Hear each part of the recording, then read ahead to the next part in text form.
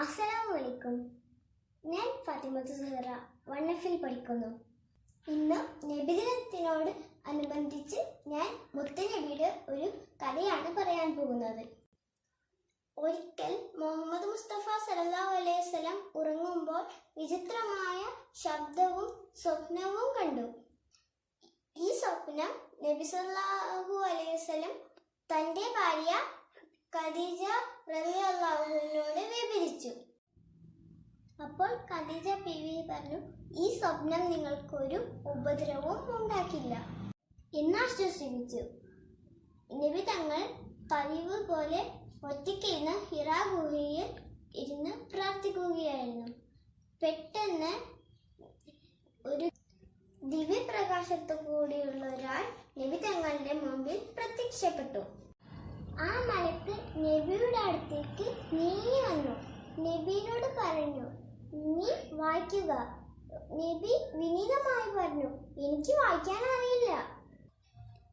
ആ മലക്ക് തൻ്റെ 2 കൈ കൊണ്ട് നബീനെ ഇറുക്കി പിടിച്ച് നബീനോട് പറഞ്ഞു, വായിക്കുക. പക്ഷേ നബിക്ക് വായിക്കാനും എഴുതാനും അറിയില്ലായിരുന്നു. നബി പറഞ്ഞു, എനിക്ക് വായിക്കാനും എഴുതാനും അറിയില്ല. ആ മലക്ക് നബീനെ മുന്നേറ്റേക്കാൾ ശക്തമായി ഇറുക്കി പിടിച്ചു. നബിക്ക് ശ്വാസം പോലും വിടാൻ പറ്റിയിരുന്നില്ല. മലക്ക് പറഞ്ഞു, വായിക്കുക. നബി പറഞ്ഞു, ഈ വേദനയിൽ ഞാൻ എങ്ങനെ വായിക്കും? നീ നിന്റെ നാഥന്റെ നാമത്തിൽ വായിക്കുക. അവൻ നിന്നെ രക്തക്കട്ടയിൽ നിന്ന് സൃഷ്ടിച്ചതാണ്. അവൻ നിന്നെ പേരെ കൊണ്ട് എഴുതാൻ പഠിപ്പിക്കും.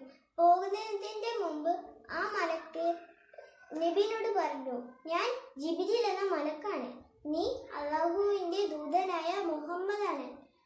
പിന്നെ ഖദീജ ബീബി അക്കാലത്ത് ജീവിച്ചിരുന്ന ഒരു മഹത്തായ വ്യക്തിയുടെ അടുത്തേക്ക് പോയി.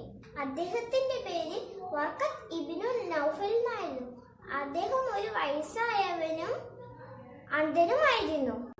പിന്നെ ഖദീജ ബീബി തന്റെ ഭർത്താവിനുണ്ടായ അനുഭവങ്ങളെല്ലാം അദ്ദേഹത്തിനോട് തുറന്നു പറഞ്ഞു.